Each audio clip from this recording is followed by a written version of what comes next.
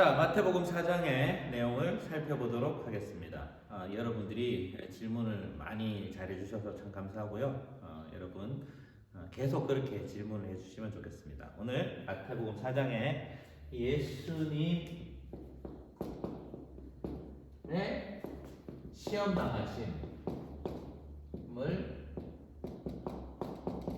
얘기해 보도록 하겠습니다.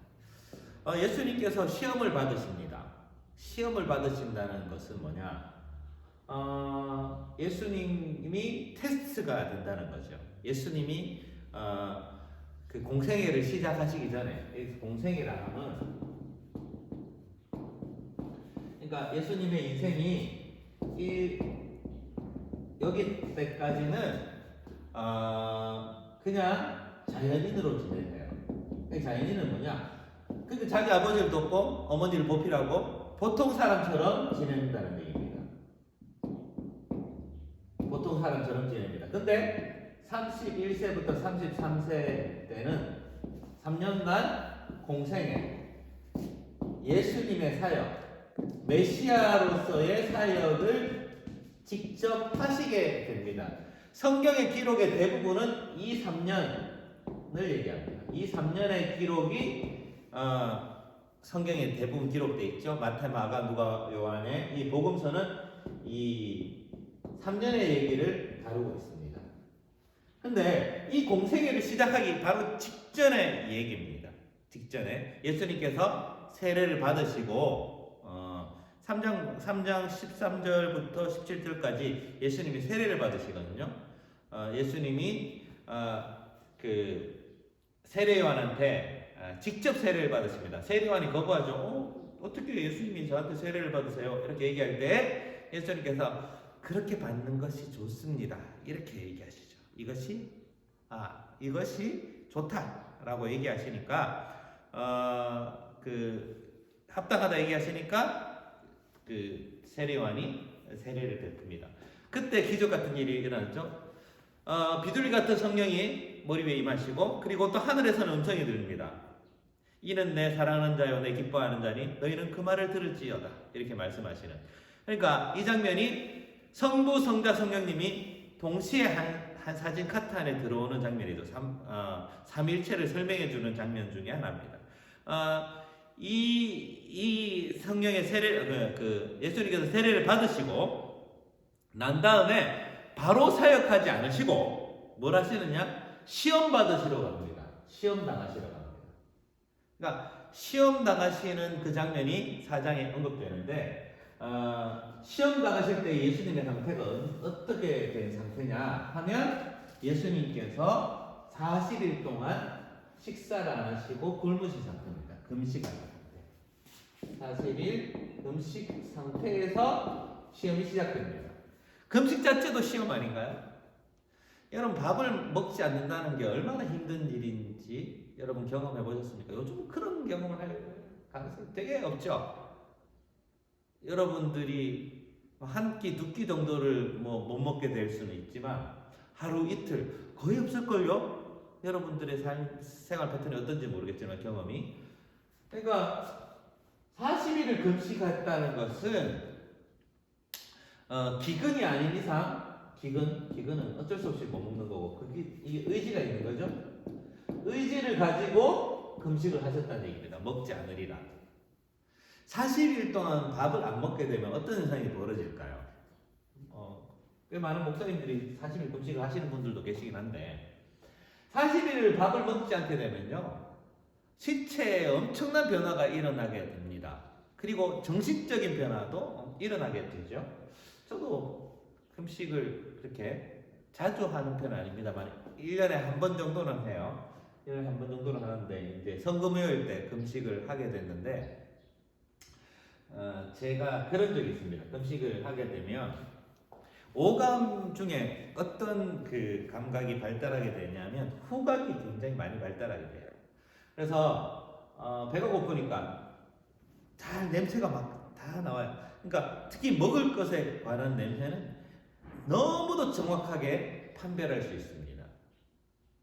예전에 제가 성금요일 저녁 기도회를 준비했습니다. 기도회 찬양을 제가 준비할 텐데 찬양 연습을 한참 하고 있는데 참기름 냄새가 너무 강하게 코에 확 들어오는 거예요. 그래서 찬양 연습을 하다 잠시 쉬고 있을 때 같이 찬양하신 찬양단 분들한테 어디 참기름 냄새가 왜 이렇게 많이 나죠? 이렇게 그렇게 얘기하니까 목사님 그런 냄새 안 나는데요? 이렇게 얘기하시고 웃었던 기억이 납니다. 그런데 나중에 비밀을 알아냈습니다. 제가 찬양했던 본당은 4층이었고요. 1층에 지하 1층이죠. 지하 1층이 식당이었는데 그 지하 1층에 참기름병이 떨어져서 깨졌던 거예요. 나중에 권사님들이 저한테 말씀해 주셨는데 그때 참기름이 깨져서 참기름이 바닥에 조금 흘렀나 봐요. 흘렀다고 나중에 얘기합니다. 저는 그 냄새를 지하 1층의 냄새를 4층에서 맡은 거죠. 후각이 굉장히 활성화됩니다. 신체 변화가 생기는 거죠. 예수님은 어땠을까요? 저는 하루도 아니지 그 굶었는데도 그래 신체 변화가 일어났는데 40일을 굶었던 예수님은 어떠셨을까요? 엄청난 변화가 있었겠죠? 이 상태. 그리고요, 인간이 겪어야 될 겪는 고난 가운데 가장 큰 고난이 굶주림이라고 합니다. 가장 슬픈 죽음이 굶주림으로 죽는 죽음이라고 얘기합니다. 이 굶는다는 게 굉장히 슬픈 겁니다. 그리고 고통스러운 거예요. 꽤 많은 사람들이 이 굶주림의 고통 속에서 죽어갑니다. 지금도 그래요. 그래서 예수님의 공감이 여기서부터 시작돼요. 그때 당시에도 굶주림으로 고통당하는 사람이 얼마나 많았을까요? 근데 예수님이 얘기하실 때, 니들은 굶을 팔자니까 굶는 거다. 이렇게 편하게 그들을 이렇게 객체로 바라보는 것이 아니라 예수님도 스스로가 굶으시면서 그들의 고통에 공감하신다는 얘기도 있습니다. 인간이 겪어야 될 겪는 고난 중에 정말 피하고 싶은 고통이 바로 이 굶주림이거든요. 여러분들은 그 굶주림을 겪지 않기를 바랍니다. 굶주림은요 가장 비참한 겁니다. 근데 예수님은 그 굶주림 속으로 들어가신 거예요. 들어가셔서 우리의 삶에 공감하시는 겁니다. 공감하시는 거죠. 자, 그때에 금식하신 분이 줄이셔요. 배가 고프셨어요. 근데 누가 등장합니까? 이 시험하는 이가 등장합니다. 이 시험하는 자 성경에는 정확하게 나와 있지 않습니다. 사탄이겠죠. 시험하는 자가 등장해서 돌을 보면서 돌을 떡으로 만들어 보십시오 라고 얘기합니다. 돌을 떡으로 만들어 봐. 할 수 있잖아. 너는 능력이 있는데. 너 하나님의 아들이라면 할 수 있겠지. 떡으로 만들어 봐. 이렇게 얘기합니다. 돌을 떡으로 만들어 버리면 어떤 일이 일어날까요? 자, 이게 확대된다고 생각해 주십시오. 이스라엘 나라에 돌이 몇 개 정도 있을까요? 굉장히 많겠죠. 자, 만약에 돌을 떡으로 만드는 일을 계속 한다고 생각해 보십시오. 지나가다가 이 마이다스의 손처럼 손으로 만지면 금이 된 마이다스의 손처럼 손으로 만지면 떡이 된다고 생각해 보십시오.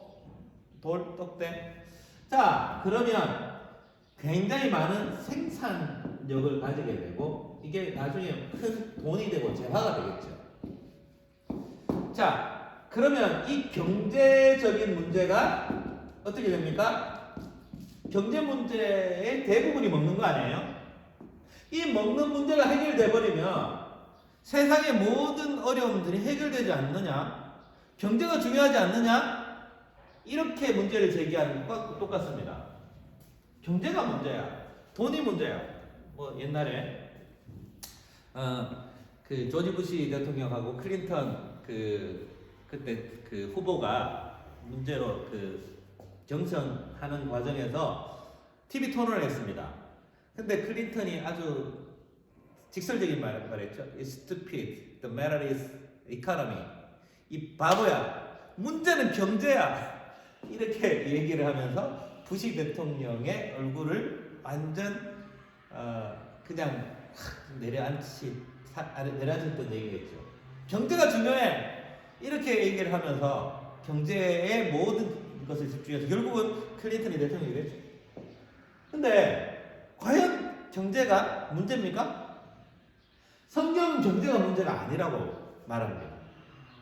그러니까 시험하는 자는 경제가 중요해 이렇게 딱 얘기하는데, 네, 예수님 뭐라고 얘기하시죠? 신명기 8장의 말씀으로 사람이 떡으로만 살 것이 아니요 하나님의 입으로 나오는 모든 말씀으로 살 것입니다. 그러니까 떡 경제죠.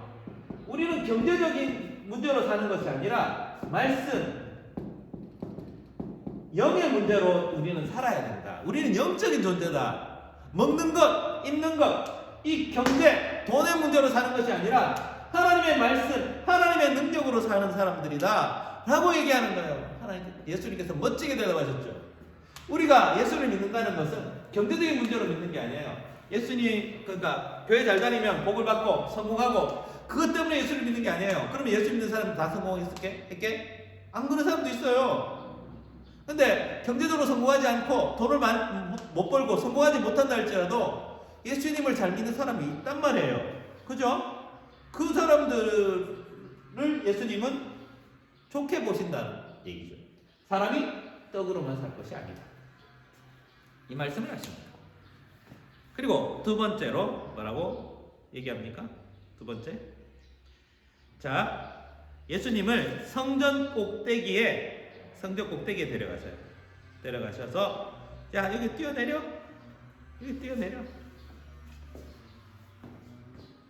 자, 그리고 이 사람이 어떻게 시험하는 자가 시편을 인용해요. 시편을 인용해서 사자들을 명해가지고 네 무릎이 상하지 않게끔 딱 떠받들어 줄 거야. 떨어지더라도. 그런데 예수님은 또 말씀으로 탁 이렇게 응대하시죠. 이 말씀으로 살 것이니까.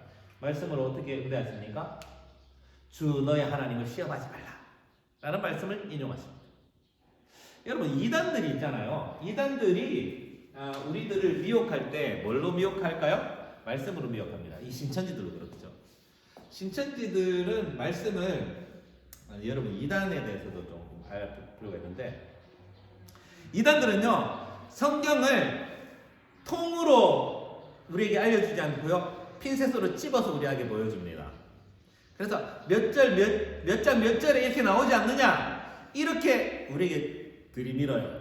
그런데 그 성경 전체 통으로 한번 읽어보면 그 뜻이 아닌 경우가 많아요. 자, 이런 얘기죠. 예수님께서 이런 말을 이 독사의 자식들아 이렇게 말씀하신 게 있죠. 근데 예수님 욕쟁이라고 얘기할 수 있습니까? 아니잖아요. 그러니까 하나님의 말씀을 따르지 않는 그 바리새인과 서기관들의 그 간악한 행동을 보고 예수님께서 독사의 자식들아 얘기했는데 예수님은 욕쟁이다 이렇게 얘기할 수 없죠. 문맥을 봐야 되잖아요. 근데 이 신천지나 이단들은 이 문맥하고 상관없이 그 말씀을 그대로 핀셋으로 뽑아서 이렇게 알려주고 미혹한다는 사실입니다. 이 시험하는 자도 똑같아요. 그러니까 하나님의 말씀을 핀셋으로 뽑아서 유혹합니다. 그런데 맥락은 그렇지 않습니다. 자, 그다음 시험하지 말라. 그다음 맨 마지막에 뭐라고 얘기합니까? 천하만국의 그 웅장함을 보여주면서 그 시험하는 자 마귀죠. 사탄이 예수님한테 자기한테 절해라. 그러면 좋다. 이렇게 얘기하는데 예수님은 뭐라고 하시냐? 주 너의 하나님만 섬기라고 이렇게 되어 있다. 이거 10계명 1계명이죠? 이렇게 딱 반박하니 그 시험하는 자가 그 자리에서 떠나갑니다. 그리고 마귀는 예수님을 떠나고 천사들이 예수님을 따르게 됩니다. 천사들이 수종을 드는 장면으로 끝나게 됩니다. 자, 시험이 뭐가 있었습니까? 돌, 자, 떨어지는 것, 그리고 또 경배. 도를 어떻게 하나님의 말씀으로 응대하고 시험하지 말라. 하나님을 시험하지 말라. 경배. 하나님만 경배.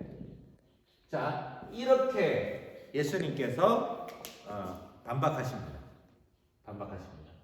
그래서 예수님께서 시험을 이기시는 장면이 나옵니다.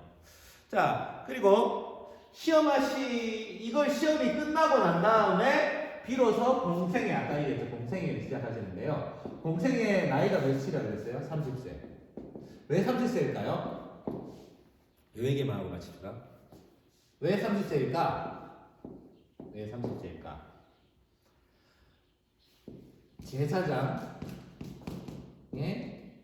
임기가 30세에 시작됩니다. 예수님의 삼중직이라는 얘기가 있는데, 예수님은 왕이시고 선지자이시고 제사장이십니다. 이 세 가지, 왕, 선지자, 제사장. 근데 제사장의 역할을 감당하시기 위해서는 몇 살이 돼야 됩니까? 30살이 돼야 됩니다.